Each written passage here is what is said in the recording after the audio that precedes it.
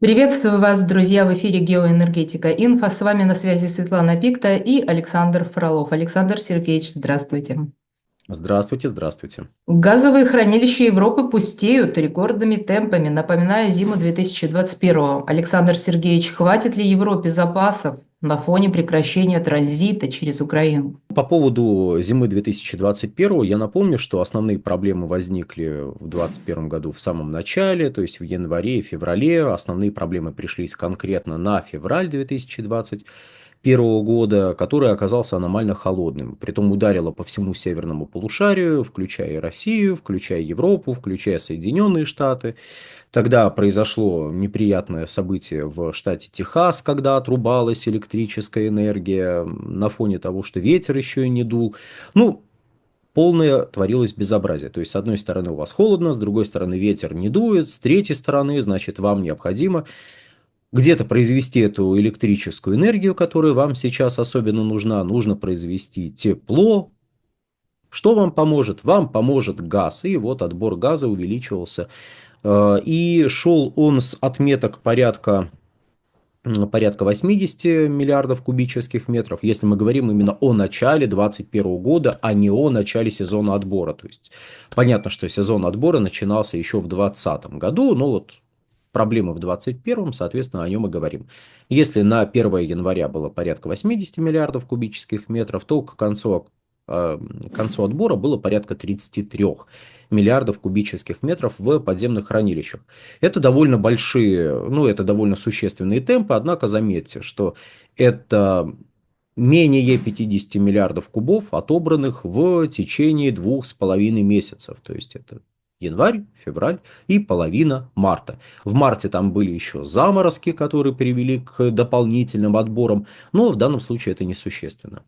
Если посмотреть на общие объемы, накопленные к настоящему моменту, к сезону отбора 2024-2025 в подземных хранилищах Европейского Союза было накоплено порядка 106 миллиардов кубических метров. К настоящему моменту там порядка 84-85 миллиардов кубических метров.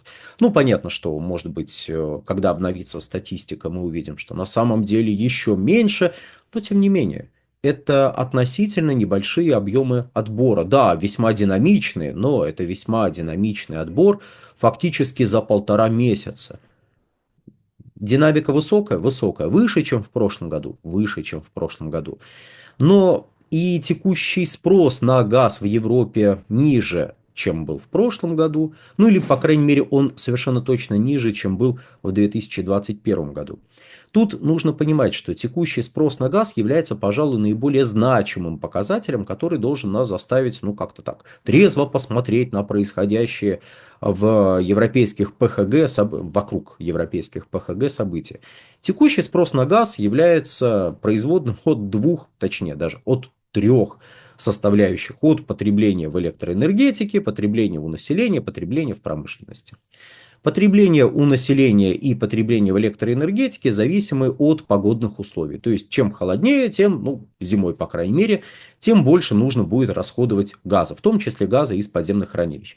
При том, что газ из подземных хранилищ это не 100% текущего потребления, это лишь часть. Текущее потребление, разумеется, больше того, что отбирается из ПХГ. Просто часть газа приходит из-за рубежа. Включая Российскую Федерацию, которая в течение суток поставляет, ну, порядка 90 миллионов кубических метров газа в страны Европейского Союза. Все желающие могут прикинуть, сколько отбирается в течение суток из подземных хранилищ, если мы знаем, что было 106 миллиардов кубических метров, осталось 100, давайте округлим, 86 миллиардов кубических метров, и прошло 1,5 месяца.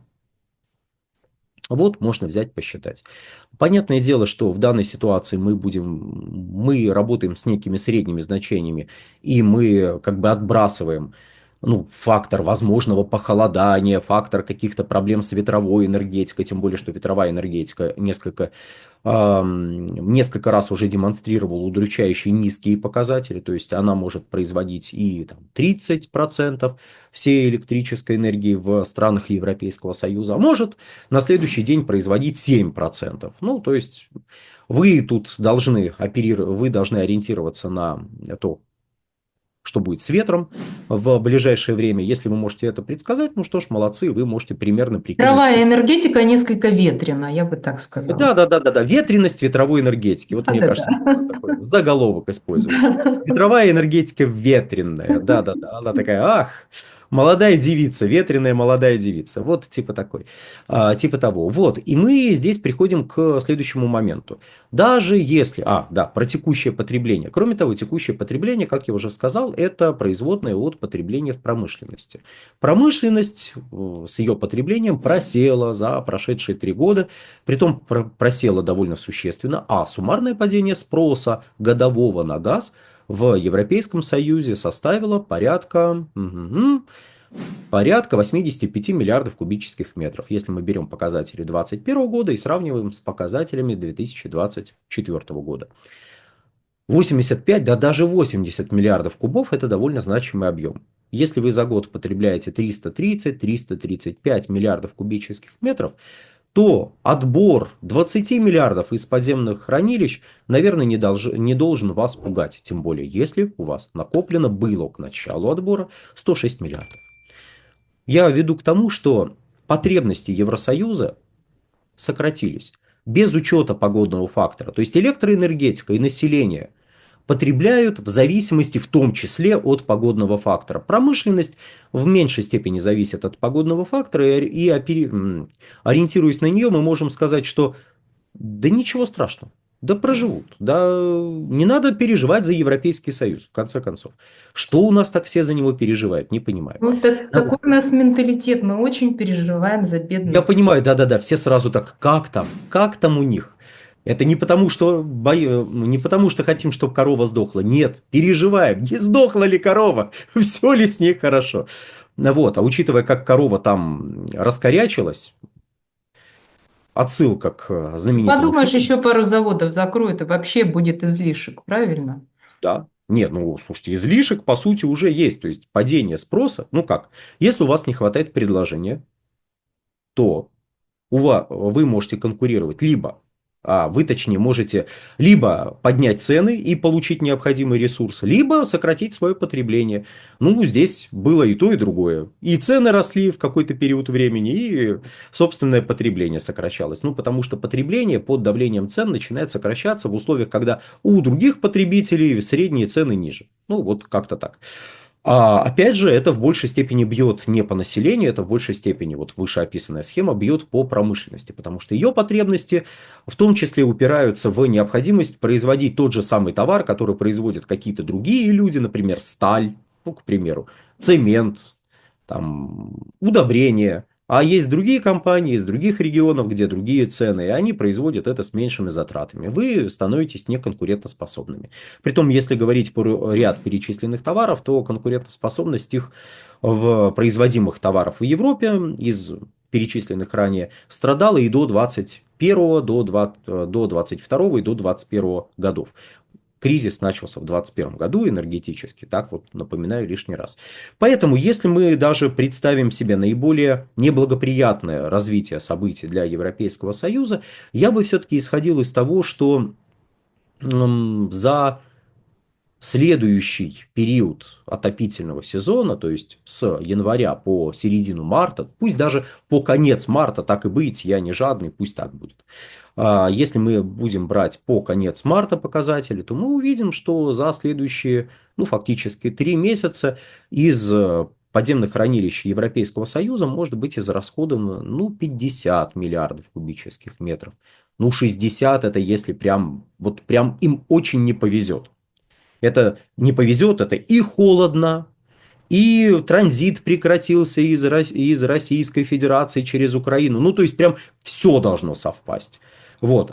и кроме того еще Но транзит уже ветроэлектростанции. прекратился, насколько я понимаю, правда? Не-не-не, Да? транзит еще продолжается, все Это хорошо. я Мы сегодня пока, мы прочитала. находимся, во-первых, в ситуации, когда транзит идет, а во-вторых, он транзит Шрёдингера. Пока мы не откроем коробочку, мы не узнаем, что там с котиком. Котик одновременно для нас, транзит одновременно для нас и жив, и не очень. Вот, такая вот неприятность с этим самым транзитом происходит. То есть, если мы говорим о подземных хранилищах, давайте еще раз. Динамика высокая, безусловно, повторяющая 2021 год, но меньше 50 миллиардов кубов вот за период с начала 2021 года по конец 2021 года. При более высоком спросе со стороны промышленности, при более высоком спросе, чем даже теоретически он может быть со стороны населения, при более высоком спросе со стороны электроэнергетики, хотя электроэнергетика может как бы продемонстрировать высокие показатели в начале 2025 года, поэтому ее мы так за скобки вынесем. Но население и промышленность вряд ли покажут большие показатели, чем в начале 2021 года. Начало 2021 года было аномальным. Мы, глядя туда, видим минус 50 миллиардов кубов. Ну что ж, останется 30, ну пусть 25 миллиардов кубических метров в подземных хранилищах Европейского Союза. Это не так страшно с точки зрения прохождения отопительного сезона. Но мы тут должны задаться следующим вопросом. А после отопительного сезона что нужно начинать делать? Нужно начинать готовиться к следующему отопительному сезону. Если действительно, ну прям не повезет, не повезет, если прям все будет плохо-плохо, как в начале 2021 года, то в таком случае нужно будет добирать теоретически, чисто теоретически. Нужно будет Европейскому Союзу добирать ну, где-то 80 миллиардов кубических метров, чтобы достичь тех показателей, которых достигли к началу отопительного сезона, текущего отопительного сезона. То есть к следующему нужно будет где-то миллиардов 80 взять. Но это не очень много. Взять их, ну, вполне возможно. Другое дело, опять же, вот понимаете, мы опять упираемся. Текущий спрос какой? В Европе, с одной стороны, текущий спрос, как я уже сказал, сократился. И, соответственно, можно вообще не набирать эти 80 миллиардов кубических метров. Надеясь, что, еще раз, мы не знаем, каким будет начало года. Может, очень тепло будет. Ветер будет дуть просто как никогда раньше. Как не в Может, и себя. такое. Как Да. не в себя. Будет дуть в них. Вот прям изо всех сил. Вот. И тогда отбор газа из подземных хранилищ составит за весь отопительный сезон ну, миллиардов 50. Это, ну, кстати, довольно неплохой показатель. То есть за весь отопительный сезон может быть 50 миллиардов. Если зимы будут как вот прошлое и позапрошлое. Вообще никаких вопросов в таком случае к возможности прохождения отопительного сезона и к накоплению дальше не будет. Если будет холодно, да, там останется, ну, вот это самые 30, может даже больше миллиардов кубических метров. Надо будет восполнить, ну, где-то, ну, 80. Чтобы дойти до показателей 2024 или до показателей, почему бы нет, которые были достигнуты в начале сезона 2023-2024. Тогда было накоплено вообще 110 миллиардов кубических метров. Вот. Но это текущее потребление, мы как-то вокруг него все ходим, бродим, мы добавляем погодный фактор. Но еще раз, Европа проживет, не переживайте, за Европу все будет хорошо. Но, я ведь припас какое-то но. Текущее потребление это здорово. Но проблема Евросоюза в том, что они-то все-таки хотят перейти к восстановлению спроса. Да, разумеется, желательно, знаете, вот как, и на елочку залезть, и штанишки не ободрать. Это восстановить потребление энергоносителей, но вот как-то так, чтобы потребление ископаемого топлива при этом сокращалось, а росло производство электрической энергии из возобновляемых источников. Вот это было бы идеально. Но необходимо в первую очередь увеличить потребление газа, потому что потребление газа это не самоцель, но это важный индикатор восстановления промышленного производства, то есть индекса промышленного производства. Ну, простой показатель. Но, завершая, я замечу следующее. А знаете, почему сейчас идет активный отбор? Как мне представляется, может, я заблуждаюсь. Потому что цены высокие. Летом закачали газ по 250, а сейчас газ 500. Ну, святое дело, извлечь газ и продать. Там ведь не «Газпром», который закачивает газ один, выкачивает газ один и продает по регулируемым государством тарифам. Нет. Рынок, биржа и прочие святые для любого для любого совестливого человека слова. На сегодня, дорогие друзья, все. Всего Да, хорошего. спасибо, Александр Сергеевич. Действительно, в эпоху тотальной лжи мы можем посмотреть на показатели потребления электроэнергии, газа и прочих энергоносителей и не заблуждаться. Так что приходите за правдой на наш канал. Мы ждем вас в наших эфирах. Но если у вас есть возражения, обязательно пишите в комментариях побольше. Чем больше посты вы пишете, тем лучше котируются наши ролики. В момент замедления YouTube это особенно важно. Все, Поддержите всего правду. хорошего, до свидания.